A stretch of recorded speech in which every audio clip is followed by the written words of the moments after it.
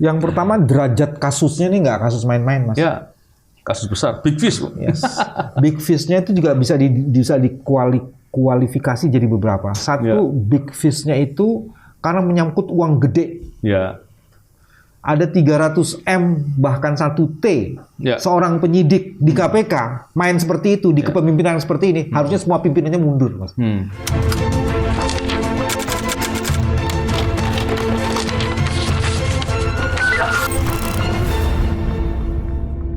Bismillahirrahmanirrahim. Assalamualaikum warahmatullahi wabarakatuh. Salam integritas, anti korupsi. Alhamdulillah, kembali lagi bincang-bincang dengan Pak BW. Pak BW apa kabar? Baik, Mas. Sehat, waras. Bincang-bincang dengan Pak BW ini selalu seru, apalagi ketika bicara terkait dengan detail masalah hukum. Pak BW cermat kalau membahas secara detail.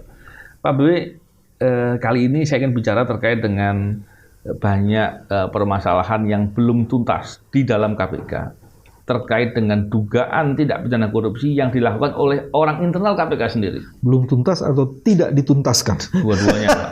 Ada yang belum tuntas karena tidak dituntaskan. Ya. Jadi memang kita sih pingin, Pak, KPK ini bisa memberantas korupsi dengan sungguh-sungguh. Bagaimana bisa memberantas korupsi kalau di dalam KPK-nya sendiri ada praktek perbuatan korupsi? Yes. Ini yang kita omongin ini, Pak. Ini yang ketahuan, Pak. Yang tidak ketahuan biasanya jauh lebih banyak. Yes. Saya beri contoh nih, Pak. Yang pertama kasus Ketua KPK pertama kali melanggar kode etik. Tunggu. Pasti ini pakaiannya helikopter nih ya? Wah, benar, Pak. Kalau udah Ketua KPK pertama kali sih. Kalau kasus helikopter itu memang awalnya kan sempat diperiksa oleh Dewan Pengawas. Oke. Dewan Pengawas pun ketika bertemu sama kita waktu pelaporan yang kasus kedua kebocoran kesekian kalinya ya. Udah banyak soalnya. Nah, dan kemudian Dewan Pengawas juga Pak Ketua ya, dia mengatakan kurang lebihnya ya aku pun sebetulnya sudah mengira itu ada kejahatan, cuman saya tidak punya kewenangan untuk meriksa lebih dalam lagi. Jadi sebetulnya kalau dilihat tentang dugaan-dugaan itu ada beberapa informasi ataupun fakta-fakta yang menggambarkan bahwa sebenarnya ada dugaan gratifikasinya di dalam. Dan kalau nggak salah itu sedang dilaporkan di Barreskrim. Itu kasus yang pertama. Baik. Yang kedua terkait dengan masalah Robin. Ya. Robin itu adalah penyidik KPK. Yang waktu itu terkait dengan Labuan Batu ya, di Sumatera Utara kalau nggak salah. Yang ternyata dari fakta itu tim saya tuh Pak yang melaporkan ke KPK. Dan dari persidangannya, karena kami kan habis melapor nggak lama itu kami keluar semua, Pak. Orang-orang itu dikeluarkan. Bukan maunya sendiri keluar. Disingkirkan dengan TWK abal-abal itu, Pak. Dan ternyata di persidangan pun Robin mengatakan bahwa dia mau membuka, tapi tidak diberikan kesempatan. Awalnya pun kami sudah tahu kok, itu melibatkan beberapa orang. Lebih dari 5 orang yang pasti. Maksudnya penyidik atau pimpinan? Bisa. Yang pasti penyidik dugaannya ada, tapi pimpinan sepertinya juga ada. Selain dari kasus Robin itu pegawai baru itu, Pak. Saya pun tidak kenal dia. Tidak kenal. Jadi ketika nyebut nama Robin itu siapa ya? Penyidik nama Robin nggak ada. Nah ternyata dia di kalangan internal KPK menyebutnya namanya bukan Robin, namanya siapa gitu. Saya lupa namanya, Stefanus atau siapa gitu ya. Nah, Robin itu nama yang nggak familiar di KPK, karena namanya kan ada beberapa suku kata. Dan selain itu juga ada kasus Lili Pintauli yang kemudian mengundurkan diri. Dia diperiksa di etik KPK karena menerima tiket dan fasilitas. Dugaannya sih bukan cuma tiketnya aja, Pak, nonton MotoGP di Mandalika, tapi juga fasilitas hotel, transportasi, dan lain-lain yang disediakan oleh salah satu BUMN yang sedang ada penyelidikan di KPK. Yang juga menjadi sponsor di Mandalika. Ya. Tapi yang poin utamanya karena menjadi sedang ada kasus penyelidikan di KPK. Jadi ada isu konflik of interest di situ ya, potensi konflik. Dan itu, Pak, memang kemudian karena Lili Pintauli mengundurkan diri, perkaranya nggak diperiksa lebih jauh. Padahal yang berangkat nggak dia sendiri. Diduga ada sekitar 12 totalnya ya, Pak ya. Tapi mungkin Bu Lili 1 kan, sisanya masih ada 10 atau 11. Termasuk pimpinan lain nggak? Nah, saya nggak tahu persis. Karena nggak diperiksa maka jadi nggak jelas gitu ya. Ada beberapa orang dari penindakan juga ada yang ikut berangkat. Dan itu sangat konflik of interest-nya sangat tinggi sekali. Dan bukan sekedar itu saja, Pak. Kita masih lihat lagi ada kasus lain, yaitu kasus terkait dengan laporan PPATK. 4, ini berarti nomor 4 ya? Dari nomor 4 gitu lah, saking banyaknya. Dan sebetulnya masih banyak. Ini yang saya ingat aja yang sekilas-sekilas. Laporan PPATK itu terhadap seorang pegawai KPK di penindakan. Dan itu nilainya, Pak, nilai transaksinya 300 miliar. Dan saya duga lebih. Ada yang katakan hampir 1 triliun bahkan. Level penyidik di KPK berapa tahun yang lalu, Mas? Baru, Pak. Baru. Dan pimpinannya yang pimpinan sekarang? Pimpinan sekarang. Saya meyakini, atau paling tidak menduga kuat, dia ini nggak bekerja sendiri. Pasti barangkali dan salah satu pola korupsi memang begitu kan, nggak mungkin sendiri. Ada level-level struktural bisa jadi ya. Tapi itu harus diperiksa. Ketika nggak diperiksa, bagaimana bisa dipastikan? Masa iya sih level penyidik berani sampai sebesar itu? Kan apa ya? Nggak logis gitu. Logis, ya. Karena resiko bagi dia, kalau seandainya saya lah ingin berbuat jahat, saya akan berpikir, Pak, resikonya tertangkap. Sebesar itu habis, Pak. Selesai. Tapi kalau dia yakin dia dilindungi, atau dia menjalankan peran dari orang yang jauh lebih besar, pasti mungkin akan percaya diri. Ya inilah kurang lebih kalau kita pakai nalar saja gini, Pak. Tapi itu nggak diperiksa, padahal sudah diperiksa Dewas. Tapi kemudian mengundurkan diri dan lewat gitu. Masih ada lagi, Pak. Pak sabar dulu, Pak. Jangan buru-buru dijawab. Ada lagi terkait dengan kebocoran dokumen. Kebocoran dokumen yang terjadi, yang kemudian kita melaporkan ke Dewan Pengawas. Dan ada banyak koalisi masyarakat ya, dari masyarakat sipil yang melaporkan, belasan bahkan, atau mungkin ada 20, mungkin ada yang melapor ke kepolisian, yang diduga dilaporkan oleh Ketua KPK. Dan yang dibocorkan ini dokumen penting. Tapi yang menarik, ada upaya kamuflase. Kenapa saya katakan kamuflase? Saya kan tahu persis dari informasi-informasi yang banyak beredar di media sosial, maupun beberapa komunikasi dengan kawan-kawan lama yang di KPK. Diceritakan bahwa yang diduga dibocorkan itu adalah kasus penyelidikan tertutup terhadap dugaan suap di Kementerian SDM yang berhubungan dengan perolehan izin IUP. Tapi kemudian proses itu bocor sehingga hasil penyelidikan tertutupnya nggak ada hasil. Di tengah-tengah itu kemudian diperolehlah terkait dengan tunjangan kinerja yang di markup sampai nilainya besar. Itu kan mudah. Kenapa? Karena semuanya ada transfer kan, ada catatan dan mudah untuk dibuktikan. Tapi kemudian ada upaya manipulasi saya melihatnya. Kenapa? Kemudian dikatakan bahwa 9 orang pelaku dari Tunkin ditahan. Ini menunjukkan bahwa kebocoran itu tidak berdampak. Lah ini kan dua hal berbeda. Saya bingung. Ini bohong, framing, atau konspirasi. Jadi melihat dari 5 contoh tadi, saya kasih 5, Pak. Saya kasih contoh 5 karena saya udah lelah mau ngomong yang lain. Gimana Pak Bebe melihat ini? Dahsyat nggak, Pak? Yang pertama, derajat kasusnya ini nggak kasus main-main, Mas. Ya, kasus besar, big fish, Pak. Yes. Big fish-nya itu juga bisa dikualifikasi jadi beberapa. Satu, big fish-nya itu karena menyangkut uang gede. Ya. Ada 300 M bahkan 1 T.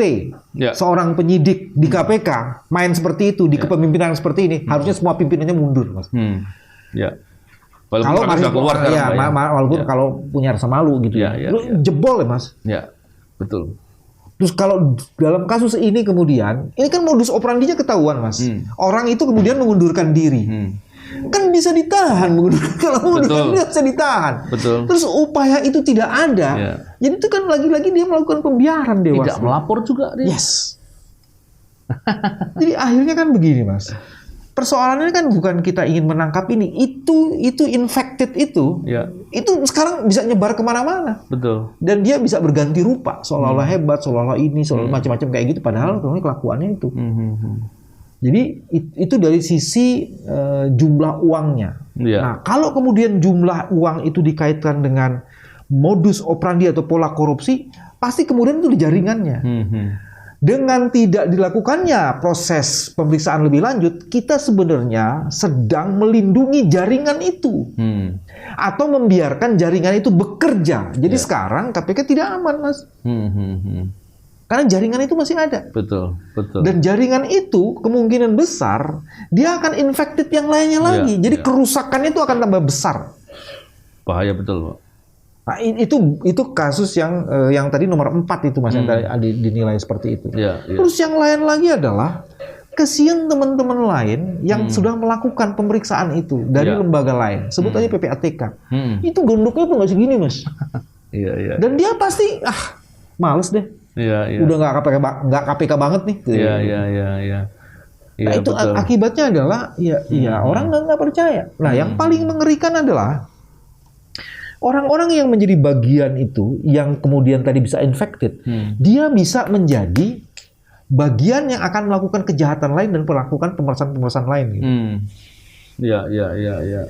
Nah, sekarang saya masuk poin yang kelima tadi, Mas Novel. Yang kelima itu juga menurut saya itu menarik tuh, Mas. Kalau ada pimpinan KPK membohongi publik, dua kasus yang berbeda, kemudian memakai salah satunya secara manipulatif, dan kemudian dia berbohong di publik, dia mengatakan ini kan berhasil gitu kan, itu kan bukan hanya berbohong, tapi memanipulasi dulu lebih jahat lagi. Dia sebenarnya melakukan 3 hal. Satu, kebohongan publiknya tadi sudah dilakukan. Terus kedua, dia sudah merintangi proses pemeriksaan dengan melindungi kejahatan yang Jadi kalau pimpinan KPK diduga keras melindungi orang yang tersangkut, itu kan kemudian artinya apa tuh? Lembaga ini udah tidak bisa dipercaya. Terus yang ketiga, orang yang dilindungi itu kan merasa bahwa dia sudah dilindungi, dia bisa melakukan kejahatan yang lainnya di situ. Betul. Saya menduga, Pak, jadinya di beberapa kasus lain itu ada perbuatan yang hampir serupa. Ada seperti pemerasannya dan lain-lain. Saya khawatir nih, Pak, kasus-kasus di KPK ada yang diperas, nggak mau ngasih uang, dijalankan. Atau diperas dengan dijadikan ATM 1 kali, 2 kali, 3 kali, diminta lagi sulit, dijadikan jadi perkara. Atau ketika dijalankan, kemudian ada titipan kepentingan politik yang ngasih uang lebih besar, dijalanin. Makanya bahaya betul. Lanjutan yang tadi itu yang kelima tadi, Mas. Orang ini potensial jadi ATM. Gitu. Iya, betul, Pak. Atau sebenarnya ada balas jasanya, Mas. Oke, pos di KPK, lu akan gua kasih sesuatu. Bisa jadi kayak gitu. Jadi political bargaining bisa main di situ juga kan. Termasuk diperpanjang, Pak. Yes. Jangan-jangan kayak gitu kan. Cuman kita nggak tahu. Ada potensi luar. Nah, itu yang mengerikan seperti itu. Yang paling ini adalah orang seperti ini, pimpinan seperti ini, kan udah nggak bisa dipercaya nih, Mas. Betul. Bukan tidak mungkin orang ini nanti pun dijadiin tersangka juga gitu loh.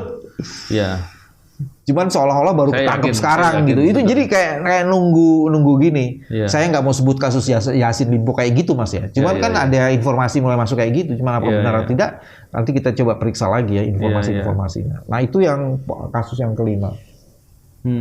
Kasus yang pertama itu juga menarik sebenarnya. Pertama dan kelima itu kan itu ada orang besar di situ. Nah, kalau yang ke pertama ini yang paling menariknya bahwa yang memberikan fasilitas ini kan pasti bagian dari konglomerasi, Mas. Betul. Nah, kalau konglomerasi itu kan pasti dia kan kemudian bukan hanya punya uang, tapi juga punya jaringan. Dan biasanya kemudian udah aman, gue punya orang di situ. Nah, kayak gitu tuh. Jadi betul. Itu pun semakin membuat lembaga KPK ini nggak dipercaya di bagian konglomerasi itu. Udah tenang, gue punya bagian. Nah, itu daya rusaknya jauh lebih dahsyat itu. Dan itu artinya kalau di situ, Mas, artinya transaksi-transaksi gitu akan akan terjadi terus-menerus. Saya tadinya, Pak, bingung ketika saya dan kawan-kawan disingkirkan dari KPK dengan upaya yang sangat sistematis dilakukan. Di antaranya pakai TWK gitu. Pakai aturan hukum apapun, nekat dia. Saya khawatir itu, tadinya saya mengira ini kepentingannya siapa gitu. Ternyata belakangan setelah kita periksa lebih jauh, banyak perbuatan-perbuatan yang nekat seperti yang kita bicarakan tadi terjadi. Dulu mana berani, Pak, ada seperti yang saya ceritakan tadi. Karena kami Saya dan teman-teman ketika mengetahui itu tidak segan-segan melapor. Bahkan saya ikutin value yang selama ini ada di KPK. Bahwa di KPK itu jeruk makan jeruk memang. Kalau ada yang berbuat salah, ya kita laporkan walaupun teman. Dan itu tujuannya sebenarnya untuk menjaga integritas kan. Betul. Karena kita mesti tahu, Pak, kejahatan itu ada seperti ada seperti hal yang kemudian membuat dia ingin berbuat lagi. Addicted gitu. Ya. Jadi kalau kemudian orang dia bisa berbuat dan merasa aman, maka dia akan termotivasi untuk berbuat lagi. Apalagi dia punya uang, dia merasakan punya uang banyak. Ketika merasakan punya uang banyak pada saat tertentu dia merasa butuh. Nyandu, Mas. Nyandu. Seperti narkoba gitu, Pak. Dan kalau pada posisi seperti itu maka berbahaya. Dan yang lebih parahnya, Pak, orang-orang yang dengan model-model begini ini akan menghalalkan segala cara.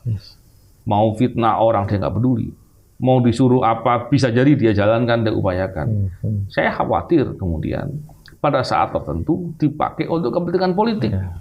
Itu poinnya. Gimana Pak B soal itu? Iya. Karena sekarang gini, Mas, penjahat yang sudah nyandu seperti itu, kan ada 3 hal yang dia lakukan. Satu, dengan hasil kejahatannya itu dia akan memperluas otoritas dan kewenangannya. Iya. Sehingga kemudian dia akan mendapatkan lebih banyak lagi otoritas dan kewenangan untuk itu. Jadi dia akan memperbesar terus. Itu yang disebut Mas Novel bilang tuh greedy itu kan. Dia akan memperbesar itu. Dan bukan tidak mungkin dalam konsep memperbesar itu kemudian ada transaksi. Transaksi pada kekuasaan, transaksi kepada kepentingan bisnis, semua mah. Dia akan melakukan transaksi. Itu poin yang kedua. Dia akan menjual pengaruhnya itu dan bertransaksi. Setelah itu dia akan jadi agent, Mas. Dengan pengaruhnya itu dia akan jadi agents yang akan bisa menggunakan pengaruhnya itu untuk kepentingan pihak lain itu. Dia akan kepada landlordnya itu dia akan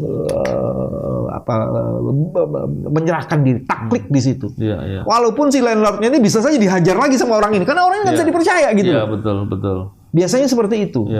Nah, ini yang sangat mengerikan sekali. Kalau sudah begitu, lembaga itu dipakai, otoritas dipakai untuk memeras yang lain, untuk menjalankan perintah titah-titah dari pihak kepentingan itu, dan bukan tidak mungkin orang-orang yang tadi memerintah itu dihajar juga sama dia. Ya, ketika ada orang yang bayar lebih besar gitu, Pak, ya.